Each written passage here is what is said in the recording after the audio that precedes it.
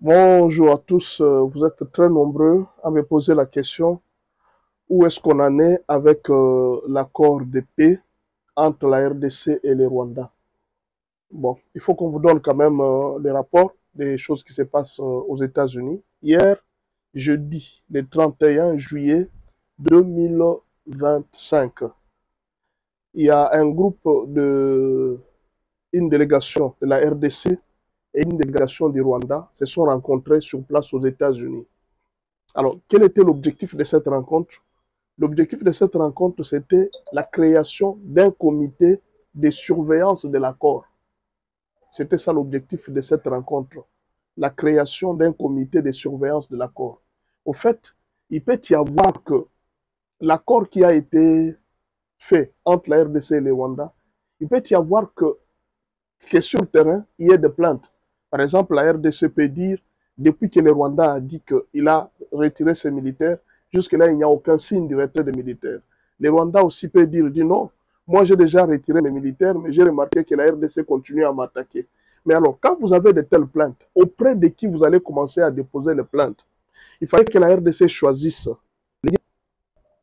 et que les Rwandais choisissent, en fait, pas les délégués, les surveillants, ceux qui doivent surveiller l'accord. Mais pour choisir des surveillants, vous devez être sûr des gens que vous avez choisis. C'est pratiquement comme ça que les choses se passent. Vous devez être sûr que la personne que j'ai choisie doit être neutre ou bien la personne que j'ai choisie doit être de l'autre côté. Et ça, je sais que c'est la RDC qui l'a demandé. Pourquoi? Parce que le Rwanda est spécialiste à nier les faits. Vous pouvez vous imaginer que depuis que la guerre a commencé, le Rwanda n'a jamais accepté qu'il était en RDC. Et pourtant, ce sont ces militaires qui tuent les gens. Le Rwanda n'a jamais accepté qu'il soutenait les M23. Jamais.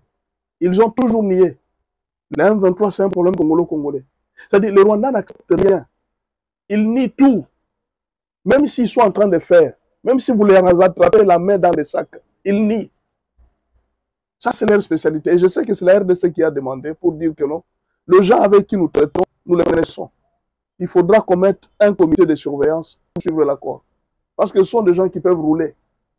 Ça, c'est déjà un élément très positif. Les deux gouvernements ont salué et ils ont pris il y a un test qui a été lu. Ils ont mis en place ce système-là de surveillance qui est déjà mis à jour. Enfin, on est en train de préparer, après le système de surveillance, on est en train de préparer la rencontre entre le président Félix Tshisekedi et le président Paul Kagame qui vont se rencontrer aux États-Unis pour signer les accords finaux de paix. Alors, beaucoup de gens m'ont dit, mais pasteur, tout ça, ça prend du temps. Les gens sont en train de mourir sur le terrain. Mais que voulez-vous qu'on fasse quoi?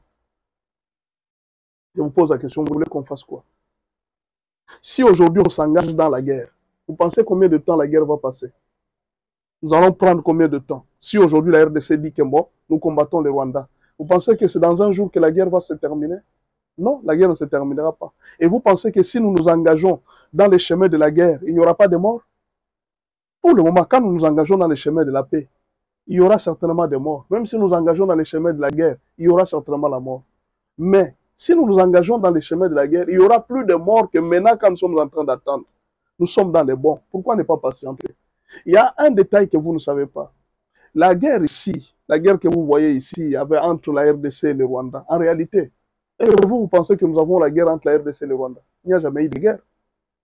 Le Rwanda, la RDC n'a jamais déclaré la guerre au Rwanda. Et le Rwanda n'a jamais déclaré la guerre à la RDC. Mais nous voyons seulement les gens mourir. 6 millions de gens morts. Mais le Rwanda n'a jamais reconnu que je suis en guerre. Mais le Rwanda va quand même signer des accords de paix. Non, je cesse de combattre la RDC. Mais de sa bouche, le Rwanda n'a jamais reconnu qu'il est en guerre en RDC. Le Parlement rwandais a ratifié les accords de paix. Mais le Rwanda n'a jamais reconnu qu'il était en guerre avec la RDC. Vous comprenez un peu? C'est compliqué cette histoire. Mais alors, ce n'est pas facile. Pourquoi ce n'est pas facile? Ça n'a pas été facile, disons-le. Parce que maintenant, c'est facile. Ça n'a pas été facile. Pourquoi? Parce que les minéraux pillés par le Rwanda impliquaient plusieurs grandes puissances du monde, notamment les États-Unis. Donc, pendant que nous parlons, ne croyez pas qu'aux États-Unis, Trump n'est pas combattu par cet accord. Il est aussi combattu. Trump est combattu par les globalistes, les démocrates qui ont commencé cet accord. Ils ne sont pas contents de la manière dont Trump est en train de faire. Il y a la Russie que nous étions en train d'espérer que voilà, la Russie va. La Russie était prête à être pour le Rwanda. Il y a la Chine, notre partenaire gagnant-gagnant. La Chine était derrière le Rwanda. Parce que la Chine profitait aussi des minéraux de Rubaya. Toutes les nations du monde profitaient de ces minéraux. Vous pensez que c'est facile comme ça qu'on peut enlever les beefsteaks de la bouche des puissants? Ce n'est pas facile. L'arrogance que le Rwanda avait, vous pensez que c'était une arrogance comme ça, le Rwanda c'est un grand pays? Non. C'est parce que derrière le Rwanda, il y avait la Russie. Derrière le Rwanda, il y avait les États-Unis. Derrière le Rwanda, il y avait la France. Derrière l'Union européenne, disons-le. Derrière le Rwanda, il y avait la Chine. Derrière le Rwanda, il y avait toutes ces puissances. Et aujourd'hui, quand le président Félix Tshisekedi est parti voir les États-Unis ou bien Trump, il faut les féliciter. C'est un bon choix qu'il a fait. Vous alliez dire non, allons vers la Russie. Mais la Russie était en train de profiter des minéraux. Vous pensez que la Russie allait combattre les Rwandais? Dans la mesure où la Russie elle-même profitait des minéraux de la RDC. Vous pensez que la Chine allait combattre les Rwandais? La Chine profitait des minéraux de la RDC à travers le Rwanda. Que pensez-vous? Que voulez-vous? La guerre était très grande. Nous étions très loin. Nous étions dans un trou, dans un gouffre. On nous avait déjà enterrés et ces gouffres-là, dans le trou-là, c'est les Rwandais qui tenaient la clé pour que la RDC ne sorte pas. Nous venons de très loin, mes frères. Nous venons d'un trou. Mais alors, patientons. Moi, j'ai comme l'impression que les gens commencent à devenir pressés maintenant. Vous connaissez d'où nous venons? Et puis, il y a un détail que je vais vous dire. La guerre de l'Est ne dure pas à cause seulement de M23. La guerre de l'Est dure aussi parce que les grands M23 sont parmi les leaders du Nord et du Sud Kivu. Vous avez vu les armes qu'on a prises à Beni. D'après vous, 3 camions d'armes. Ces camions-là, c'était pour tuer qui? Et c'était pour qui d'abord ces camions? C'était pour un député national qui a été voté par les élus du Nord Kivu. N'est-ce pas? Et ces 3 camions avaient des armes. Et ces armes allaient tuer qui? Les Rwandais? Vous pensez que ces armes étaient faites pour tuer les Rwandais? Mais c'est pour tuer les Congolais. Ces armes ont été faites pour tuer les Congolais. Et qui possédait ces armes? Un Congolais. Il tient les armes qu'il donne aux militaires pour tuer les Congolais. Voilà pourquoi la guerre traîne. Ce n'est pas seulement la guerre traîne parce que Tshisekedi est au pouvoir, Tshisekedi est complice. Non. Nous avons beaucoup de nos frères, de nos compatriotes qui sont complices. Imaginez qu'aujourd'hui, l'on cite l'ancien président de la RDC, l'ancien président, qui est aussi dedans dans cette histoire. Imaginez tous les caciques, peut-être des anciens, de ceux qui avaient l'ancien dans l'ancien pouvoir. Ils sont dedans. Aujourd'hui, il y a même des gens qui travaillent avec Félix. Pendant que Mbosso était président de l'Assemblée nationale, il l'avait dit en public. Il s'adressait à qui? Aux gens de l'Union sacrée. Honorables députés qui quittaient les groupes armés.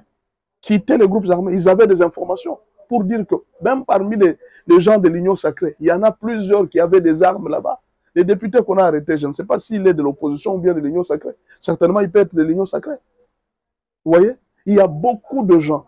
Et à ça, ajouter les généraux qui, qu'est-ce que vous voulez qu'on fasse? La guerre était une guerre de plusieurs puissances dedans. Vous voulez que ça s'arrête comme ça? Arracher une beefsteak de la bouche des puissants comme ça? Ce n'est pas facile, n'est-ce pas? Mais nous y allons. Nous sommes à la fin. Pourquoi vous devez vous inquiéter? Pourquoi à tout moment, pasteur, mais ça traîne, les gens sont en train de mourir. Même si nous prenons l'option de la guerre, les gens mourront toujours. Les gens mourront toujours. Patientons. Nous avons longtemps patienté. Patientons, nous sommes vers la fin. La guerre est en train de se terminer. Donc, il y a le premier accord qui prépare la rencontre entre Félix Tshisekedi et Kagame d'ici Washington. Pourquoi? On est en train de signer ça. C'est pour amener les uns et les autres. Vous voyez, derrière ça, la France est derrière ça. Ne croyez pas, ne vous trompez pas.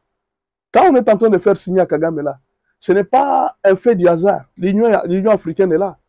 Hein? Il y avait l'Union africaine, les Qatar, les États-Unis, et puis le Rwanda et la RDC. Les Togo, c'est le Togo qui représente l'Union africaine. Vous pensez que c'est pour rien? Tout ça, on ne met pas seulement la pression sur Kagame, on est en train de mettre la pression sur la Chine, sur la Russie, sur la France, l'Union européenne, pour qu'ils cessent. C'est voilà pourquoi on est en train d'aller vers toutes ces signatures. Et Trump ne veut pas de la guerre. Nous aussi, nous ne voulons pas de la guerre. Vous voyez? Parce que nous avons perdu beaucoup d'âmes. Aujourd'hui, la guerre ne se passe pas au Rwanda. Le Rwanda n'a rien à perdre. La guerre, si elle se passe, elle va se passer chez nous. Mais alors, vous voulez que nos frères continuent toujours à mourir? Faisons la guerre, faisons la guerre. Nous allons la faire la guerre où? En RDC, la guerre ne se fera pas au Rwanda. Soyons sages, non? Et